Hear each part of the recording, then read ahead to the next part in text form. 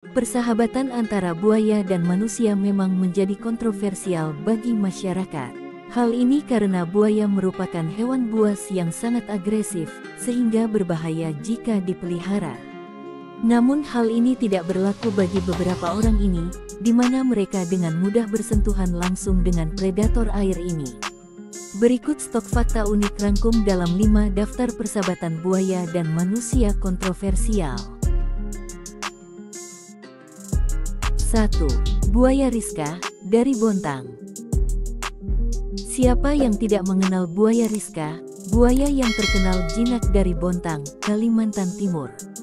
Pak Ambo, seorang nelayan, menjadi sahabat akrab, sekaligus orang tua dari buaya Rizka. Persahabatan antara buaya Rizka dan Pak Ambo sangat erat, di mana buaya Rizka sering kali diberi makan, dicium, hingga dipeluk oleh Pak Ambo. Pak Ambo mengaku, ia tidak merasa takut bersama buaya Rizka, karena ia percaya jika buaya Rizka tidak akan memakannya. Awal mula kedekatan mereka, bermula dari 28 tahun lalu, di mana Pak Ambo pulang dari nelayan di Sungai Guntung. Ketika menyusuri sungai, ia tidak sengaja bertemu dengan seekor buaya berukuran 1 meter. Lantas Pak Ambo memberikan sedikit hasil nelayannya, dan buaya tersebut memakan dengan lahap.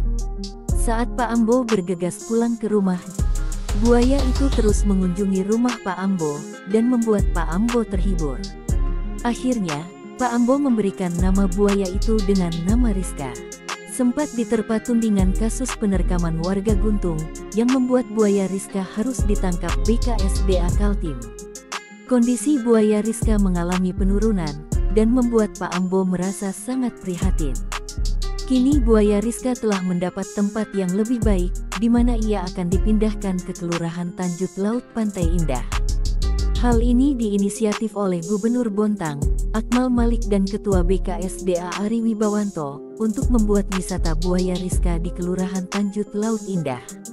Kini, pembangunan wisata buaya Rizka sudah rampung, dan menunggu peresmian yang rencananya dilakukan akhir bulan Januari tahun 2023. 2. Buaya Paga, dari Afrika Barat. Danau yang berada Desa Paga, wilayah perbatasan Ghana dan Burkina Faso, di benua Afrika ini terkenal dengan buaya-buaya yang jinak terhadap manusia. Saking jinaknya, penduduk yang tinggal di sekitar Danau Paga membiarkan anak-anak mereka berenang dan bermain air sementara buaya-buaya Afrika berjemur di pinggir danau. Dilansir dari OZI, penduduk setempat percaya bahwa reptil bergigi tajam ini merupakan reinkarnasi manusia. Mitos lainnya, terdapat semacam perjanjian bahwa keturunan buaya tidak akan memakan manusia asalkan tidak diusik. Warga setempat mengatakan, belum pernah ada kejadian seekor buaya menyerang manusia di Danau Paga. Matthew Shirley, peneliti Reptile International Union for Conservation of Nature untuk wilayah Afrika mengatakan, asal tidak diusik dan mendapat makanan cukup, buaya tidak akan menyerang manusia. Pendapat lain dikemukakan Chris Dieter, peternak buaya di Texas, Amerika Serikat ini menjelaskan bahwa buaya yang tinggal di Danau Paga bukan dari jenis agresif. Penduduk sekitar Danau Paga di Ghana jeli memanfaatkan fenomena langka ini sebagai atraksi wisata. 3. Buaya Poco, dari Costa Rica. Kisah ini berawal dari tepi sungai Reventazón Parismina di Siquirres, Costa Rica, pada 1989. Nelayan lokal Gilberto Chito Seden menyelamatkan seekor buaya yang terbaring sekarat. Ia telaten merawatnya sampai sembuh dan mengembalikannya ke alam liar. Tapi, Chito malah menemukan buaya itu lagi di halaman rumahnya keesokan paginya. Selama masa pemulihannya, Chito memastikan bahwa dia diberi makan dengan baik.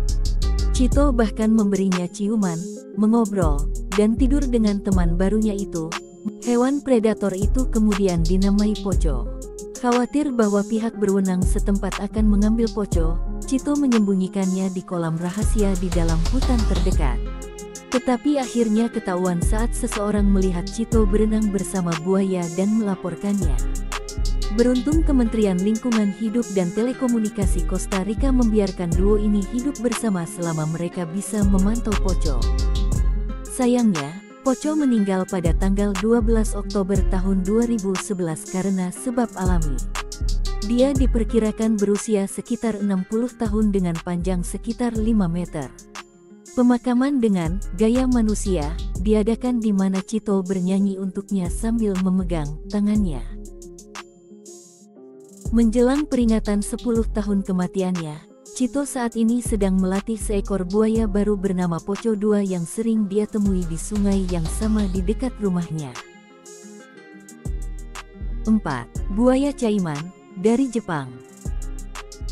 Keluarga Nobumitsu Murabayashi yang tinggal di kota Kure, Hiroshima, Jepang, memilih hidup bersama buaya selama 39 tahun. Dilansir dari Auditi Sentral, Nobumitsu mengakui membeli buaya bernama Caiman itu dari toko hewan ketika putranya meminta untuk dibelikan.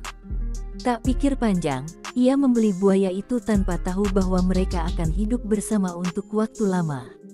Saat ini, ukuran buaya yang jinak itu telah mencapai 2 meter dengan berat sekitar 45 kg.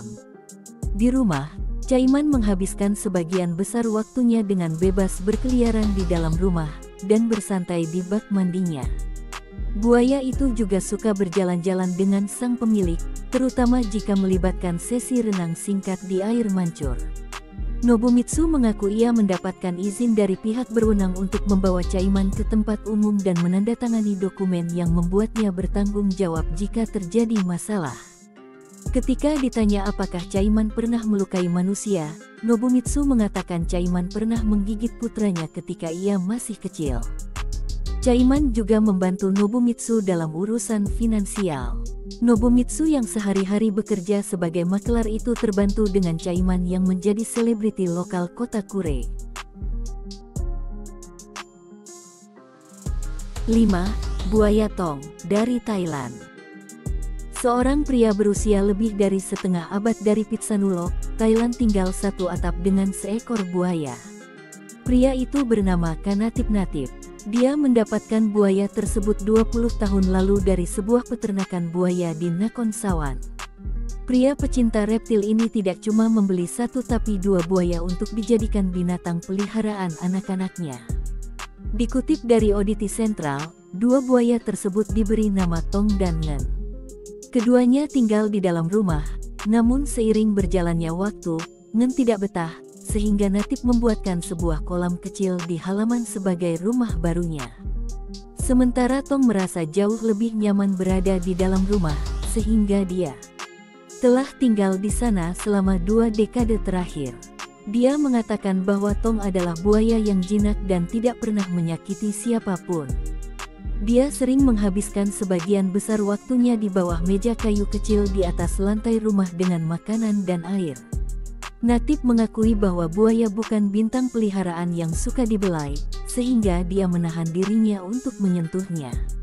Semua tetangga Natip mengetahui tentang Tong dan seberapa jinak binatang itu, sehingga setiap kali mereka melihatnya tidur di tengah jalan, tetangga tidak akan memanggil polisi. Mereka hanya akan memanggil Natip untuk datang menjemputnya. Memelihara hewan buas memang menjadi kebanggaan sekaligus tantangan tersendiri. Hewan buas masih memiliki naluri berburu, sehingga sangat berbahaya jika asal memelihara hewan tersebut. Sepatutnya, hewan buas dibiarkan untuk tetap hidup di alam liar, untuk menjaga resiko keselamatan manusia.